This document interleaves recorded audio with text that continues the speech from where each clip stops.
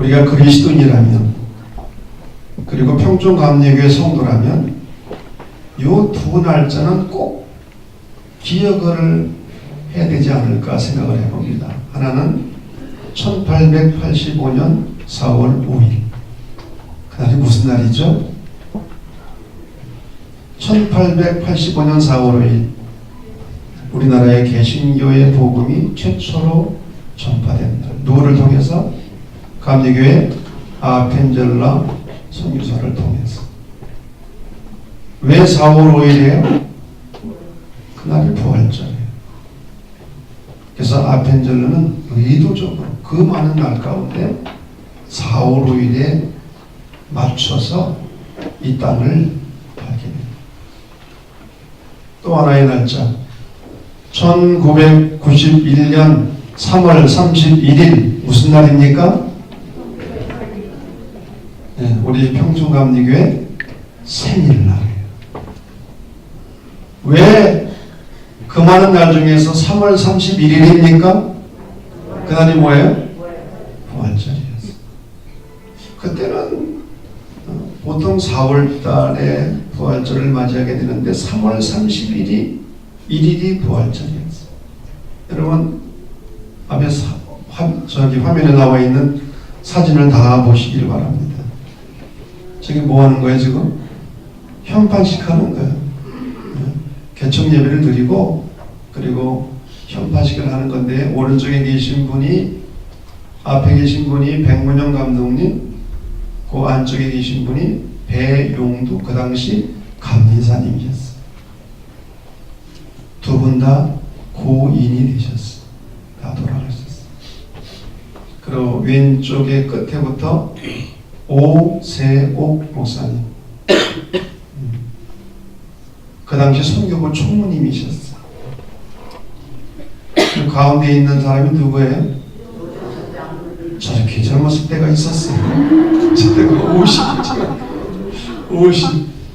야, 지금 보니까 진짜 쌩쌩하네. 그리고 그 안에 있는 남자는 누구예요? 네? 아, 저도 저런 때가 있었어. 염색도 안 했는데 머리가 저렇게 까만 수가 있었나? 제가 38살이었어요. 뭣도 모르고 38살이면 애들 아니야, 애들. 저희 집사람은 33살. 저기 우리 교회 역사에서 굉장히 중요한 날. 왜 그 많은 날 중에서 우리 교회가 부활절에 설립 예배를 드렸나? 정식으로. 부활에 기초한 교회가 되기를 희망했기 때문에. 할렐루야. 기독교 신앙의 본질의 핵심인 이 부활 신앙, 여기에 기초한 교회가 되기를 원했기 때문에 부활절 아침에 우리가 예배를 드린 거예요. 오늘 올라와서 잠깐 묵상하는데 눈물이 핑 돌더라고. 왜 옛날 생각이 나지? 저는 개척 예배 드리고 감기 걸렸어요. 왜냐하면 물론 개척 예배는 조금 더 일찍 우리가 드렸습니다만 창문도 못 달고 날짜에 맞추다 보니까 이게 준비가 다 안 됐어. 바람이 이렇게 불어오더라고. 창문으로. 지하시니까 왜 이렇게 또 그때 3월 30일이 추웠어요. 그냥 28년 동안의 교회 역사가 주마등처럼 스쳐가서 눈물이 핑 돌았는데요. 시편 40편 5절에 보면 이런 말씀이 있잖아요. 주께서 행하신 기적이 많고 우리를 향하신 주의 생각도 많아 그 수를 다 셀 수 없답니다. 너무 많아서 셀 수가 없다는 거예요. 뒤돌아보니 어려운 고비 순간순간이 있었지만 걸음마다 길이 되었어요. 걸음마다 은혜였어요. 걸음마다 복이었어요. 여기까지 인도하신 하나님의 은혜에 먼저 감사드리고, 그리고 주님의 몸된 교회를 위해서 그 귀한 향유 옥합을 깨뜨려 헌신하고 봉사한 성도들 한 분 한 분 여러분께 진심으로 감사를 드립니다. 사도문서와 사도행전을 보면 두 개의 공동체가 등장합니다. 하나는 12제자 공동체, 다른 하나는 예루살렘의 초대교회라고 하는 공동체입니다. 이 12제자 공동체는 주님께서 공생애를 보내시면서 가장 공을 들였던 공동체예요. 부르시고 훈련시키시고, 그래서 그들은 주님의 부름을 받고 모든 것을 포기하고 주님을 따랐고 주님께 자기들의 모든 걸 다 걸었어요. 3년 동안 동고동락했어요. 그런데 이러한 12제자 공동체가 한순간에 깨어지고 부서지고 흩어져 버립니다. 무엇을 통해서? 십자가 사건을 통해서. 예수님의 십자가 사건 이후에 이 12제자 공동체는 여지없이 깨어져 버렸어요. 왜 그랬느냐? 주님과 함께 있었으나 그 누구도 주님을 주님으로 알아보지 못했어요. 그것을 헨리 나우엔의 표현에 의하면 현존 속의 부재. 주님이 옆에 계셨어요. 그러나 주님을 주님으로 알아보지 못한 거예요. 왜? 정치적 욕망 때문에 눈이 가려진 거예요. 예수님을 따르면서 그들은 정치적 욕망을 가졌어요. 예수님이 왕이 되시면 나는 어떤 자리를 차지할까? 이 정치적 욕망 때문에 눈이 가려졌고 예수님으로 알아보지 못한 거예요. 그런데 이 깨지고 부서지고 흩어졌던 제자들과 120여 명의 성도들이 다시 모이기를 시작합니다. 그래서 초대교회라고 하는 공동체가 세워지게 돼요. 이들은 안식구 첫날, 즉 주님의 날에 가정에서 함께 모여 하나님께 예배드리고 사도들의 가르침을 받고 함께 떡을 떼고 주의 만찬을 나누었어요. 필요에 따라 재산을 공유하고 고아와 과부를 돌보는 일에 모두가 헌신했어요. 12제자 공동체와 초대교회 공동체 사이의 결정적인 차이가 뭐냐? 12제자 공동체가 현존 속의 부재를 경험했다면 이 초대교회 공동체는 부재 속의 현존을 경험한 거예요. 예수님이 옆에 계시지 않았지만 그들 가운데 임재하시는 주님을 만나고 경험한 것입니다.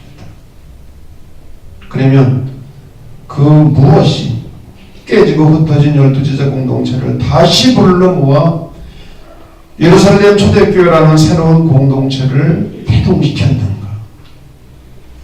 성서는 그것을 그리스도의 부활 사건이라고 증언합니다.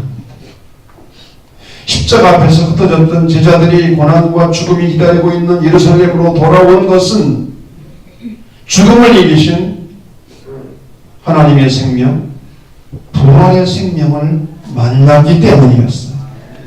부활하신 주님과의 만남에서 경험한 하나님의 생명, 죽어도 살겠고 살아서 믿는 자는 영원히 죽지 않으리라는 이 생명 안에 복음이 들어있는 거예요. 깨지고 흩어진 12제자를 초대교회 공동체로 이어간 그 무엇은 바로 부활 사건이었어요.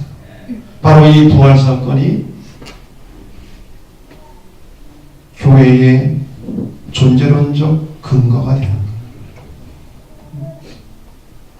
진정한 교회가 어떤 교회냐? 부활이 고백되어지고 부활이 경험되어지고 그리고 부활의 증인이 되는 교회가 진정한 교회인 거예요.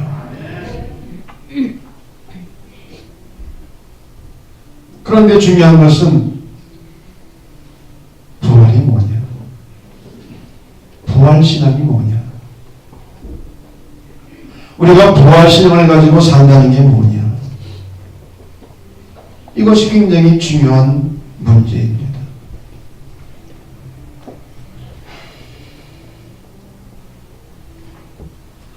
요한복음서가 말하는, 특별히 복음서와 사도행전이 말하는 부활절 이야기의 핵심은 두 가지입니다. 오늘 성경 본 마가복음 16장 8절에 있는 말씀처럼 그는 여기 계시지 않고 살아나셨느니라. 예수님은 살아계신 분이라는 거예요. 우리가 믿는 예수님은 십자가 달려 죽으신 예수가 아니라 다시 살아나셔서 지금도 우리 가운데 현존하시는 분이라는 거예요. 이것이 수많은 교회와 그리고 경건한 그리스도인들의 고백이에요. 오늘 우리가 부른 찬송처럼 171장 살아계신 주 나의 참된 소망. 아멘을 안 해서 더 이상 안 부르겠어요. 그리고 오늘 170장 우리 찰스 웨슬리의 찬송 아닙니까? 내 주는 살아계셔서. 아멘. 여러분, 우리가 믿는 신앙은 예수님이 십자가에 못 박혀 죽으셨을 뿐만 아니라 부활하셔서 지금도 우리 가운데 살아계시다. 미국의 어느 유명한 목사가 한국교회를 방문하게 되었어요. 교회마다 부흥하고 성도들이 넘치는 것에 큰 감동을 받았는데 돌아가면서 가이드를 한 한국 목사에게 질문을 하나 던졌어요.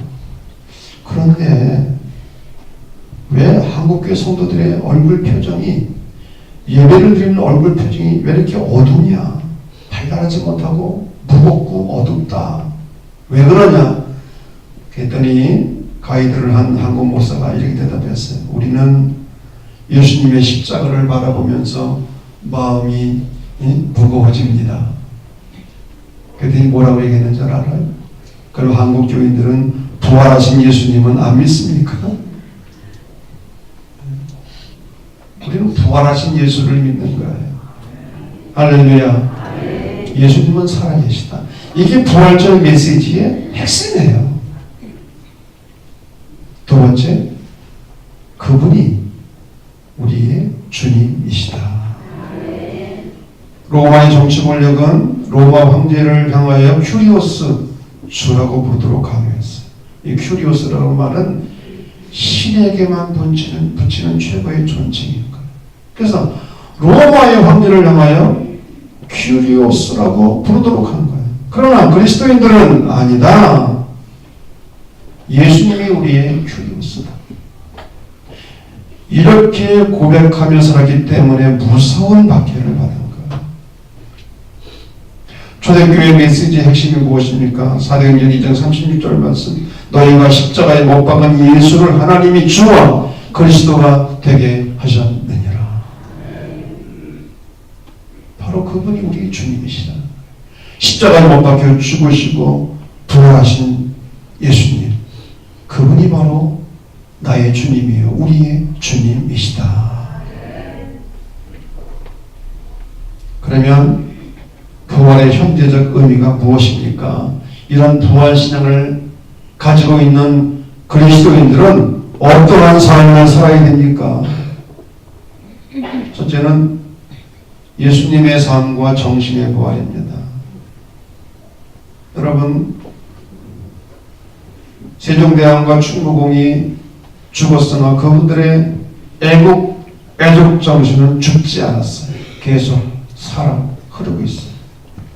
유관순은 죽었으나 그분의 독립 투쟁 정신은 죽지 않고 살았어요.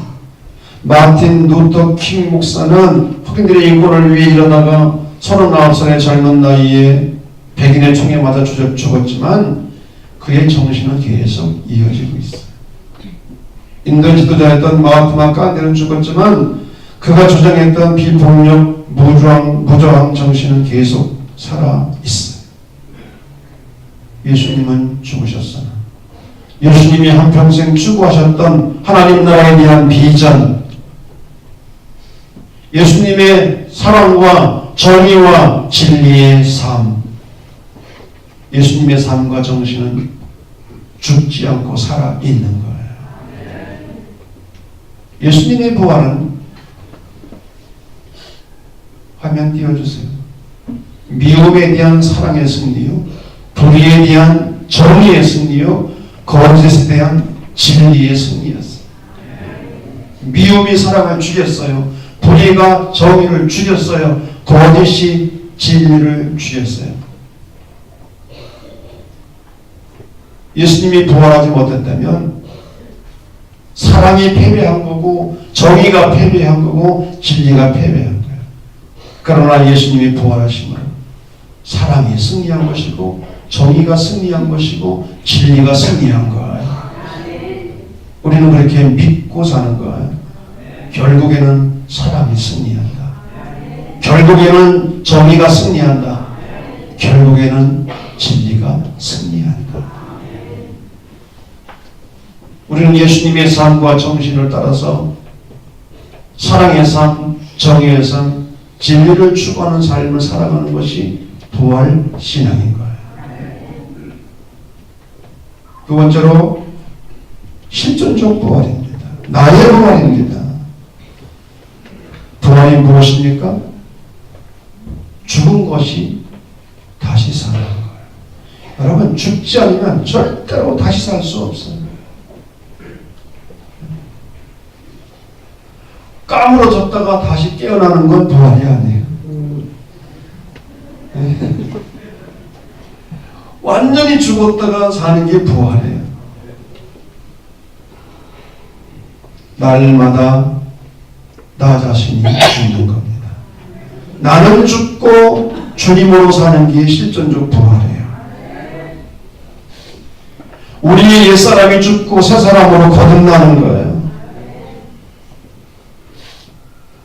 그래서 바울은 고백했습니다. 내가 그리스도와 함께 십자가에 못 박혔네. 나는 날마다 죽노라. 날마다 내가 죽고 주님으로 사는 것. 이것이 실존적 부활인 거예요. 아멘 안 해도 그런 거예요. 아멘을 하라는 거예요. 나는 날마다 죽고 예수님으로 사는 것. 이게 실존적 부활이고 나의 부활인 거예요. 두 번째로는 고난과 절망 속에서도 희망을 가지고 새 출발하는 것. 주님의 부활을 경험한 제자들이 절망이 희망으로 바뀌었습니다. 슬픔이 기쁨으로 바뀌었습니다. 좌절이 사명으로 바뀌었습니다. 방황이 확실한 목표로 바뀌었어요. 그래서 새 출발을 했어요. 부활신앙은 새 출발하는 겁니다. 추운 겨울을 견뎌내고 새싹이 돋아나듯 병아리가 아래 껍질을 깨고 나오듯 부활은 새로운 출발의 시간인 거예요. 새 출발이 불가능할 만큼 파괴되어진 부부가 없습니다. 새 출발이 불가능할 만큼 파괴되어진 가정은 없습니다. 다음부터 아멘 하세요. 새 출발이 불가능할 만큼 파괴되어진 사업은 없습니다. 새 출발이 불가능할 만큼 파괴되어진 신앙은 없습니다. 파괴되어진 부부, 가정 그러면 내가 그런 것 같으니까 아멘 하기 곤란하지.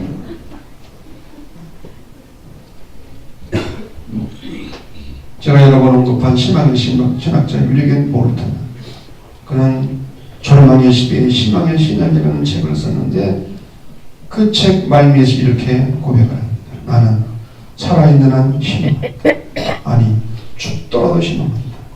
그 이유는 다 같이 시작.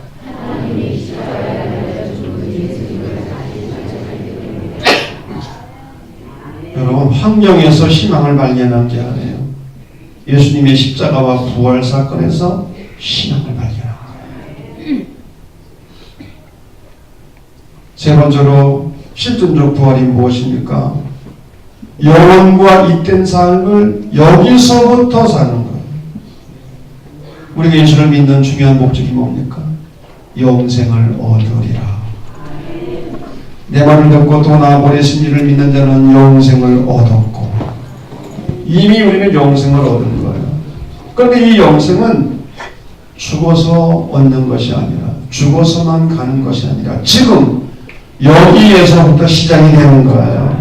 우리가 구원은 받았지만 구원의 완성은 이루어지지 않았어요. 우리가 영생을 얻었지만 영생의 완성은 이루어지지 않았어요. 여기서부터 영원과 잇된 삶을 살아가는 거예요. 우리가 즐겨 부르는 찬송가 9장 구도의 장로님이 작사 작곡한 걸로 알고 있는데, 하늘에 가득 찬 영광의 하나님, 3절을 보면 주 앞에 나올 때 우리 마음 기쁘고 그 말씀 힘내어, 그 다음에 뭐죠? 새 희망이 솟는다. 고난도 슬픔도 이기게 하시옵고, 그 다음 여러분, 영원에 잇대어 살아가게 하소서. 이 기가 막힙니다. 죽어서 영생을 얻고 죽어서 천국 가는 것이 아니라 여기서부터 영원과 잇된 삶을 살아내는 거예요. 할렐루야. 그러나 세 번째, 이것이 없으면 또 아무것도 아니에요. 종말론적인 부활. 이것은 신령한 몸으로서의 영원한 부활입니다. 사도 바울은 부활장 고린도전서 15장에서 부활의 의미를 설명하면서, 부활이 없다면 그리스도인은 이 세상에서 가장 불쌍한 사람이라고 말했어요. 그러나 우리는 부활이 있기 때문에 불쌍한 사람들이 아니라 행복한 사람들이 되는 거예요. 신학자 칼 바르트는 고린도전서 15장을 이야기하면서, 이 성경은 고린도전서 전체의 근본 주제일 뿐만 아니라 신약 성경과 초대교회 그리스도교 캐리그마의 핵심적 메시지입니다. 그러면서 중요한 어휘들, 죽은 자의 부활, 영적 목, 육체적 부활, 변화된다, 하늘에 속한 자의 영광 등등, 이런 것들이 기독교 그리스도교 본질을 나타내는 중요한 어휘들인데, 많은 한국 교인들이 잘못 아는 것 가운데 하나가 있어요. 그것이 무엇이냐? 부활을, 영혼의 부활만 말하고 믿는 거예요. 혼의 부활.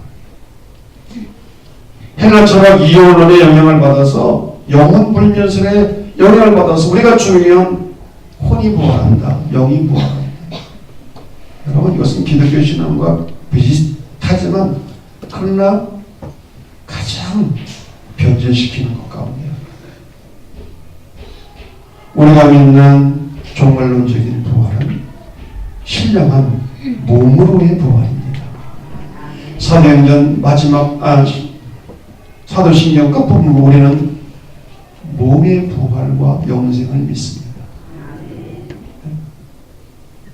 사도들은 이미 헬라 철학과 선을 그은 거예요.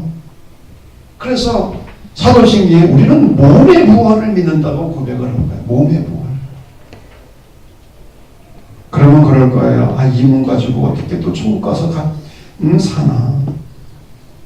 어떤 분은 나는 장애가 있는데 이 장애 몸을 가지고 천국 가서도 사나.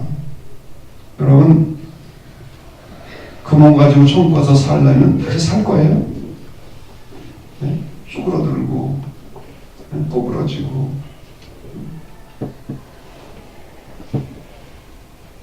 그런데 감사하게도 고린도후서 5장 2절을 보면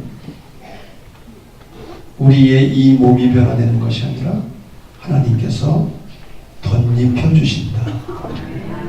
이게 굉장히 중요한 말이에요. 덧입는다는 것. 우리의 이 육신이 변화되는 게 아니에요.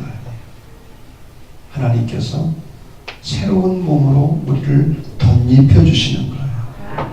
신령한 몸으로 우리를 변화시켜 주시는 거예요. 다 이해할 수 없지만 종말론적 부활은 신령한 몸으로의 부활인 거예요.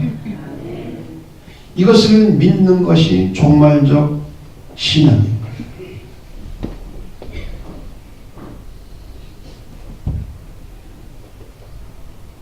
우리 그리스도인은 한평생 삶과 죽음이 하나님의 은총임을 고백합니다. 마찬가지로 죽음 이후의 삶도 하나님의 은총인 거예요. 은총의 선물로 보는 거예요. 우리는 우리의 삶을 감싸고 있는 두 괄호가 있습니다. 어떤 괄호입니까? 탄생과 죽음이라는 괄호가 있어요. 유한한 이 괄호. 탄생과 죽음이라는 괄호가 우리에게 다 있어요. 그러나 하나님은 우리의 괄호를 또 감싸고 계시는 더 근원적인 괄호, 더 넓으신 괄호라고 믿는 것이 그리스도인들인 거예요. 그러므로 그리스도인은 자기의 생에 대하여 겸허한 자세와 감사한 마음을 가질 뿐만 아니라 귀중한 생을 알차게 연구하도록 최선을 다해야 한다는 자기 실현에 대한 사명감을 가지게 돼요. 왜? 이 땅에서 잘 사는 것이 잘 죽는 것임을 알기 때문에 이 땅에서 부활의 삶을 살아내야 우리에게 영원한 부활이 있음을 믿기에 그러는 거예요. 설립 28주년을 맞이한 평촌감리교회. 왜 부활주일에 교회가 설립되었습니까? 부활신앙에 기초하기 위해서. 부활의 공동체가 되기를 원해서. 어떤 교회가 진정한 교회입니까? 부활이 고백되어지고 부활이 체험되어지고 한 걸음 더 나아가 부활의 삶을 살아내는 교회, 그리고 한 걸음 더 나아가 부활의 증인이 되는 교회. 이런 교회가 진정한 교회. 우리 평촌감리교회가 이러한 교회가 되기를 간절히 소망합니다. 135년 전 4월 5일 아펜젤레가 이 땅에 도착하면서 땅에 무릎을 꿇고 이 땅에 키스를 하면서 드렸던 이 기도, 우리 함께 다 화면 보시고 이 아펜젤레의 기도를 드리면서 오늘 말씀을 마무리합니다. 시작. 우리는 부활절에 이곳에 도착했습니다. 오늘 사마리의 빗장을 산산히 깨뜨리시고 부활하신 주께서 이 나라 백성들을 얽매고 있는 굴레를 끊으시고 그들에게 하나님의 자녀가 누리는 빛과 자유를 허락해 주시옵소서. 아멘.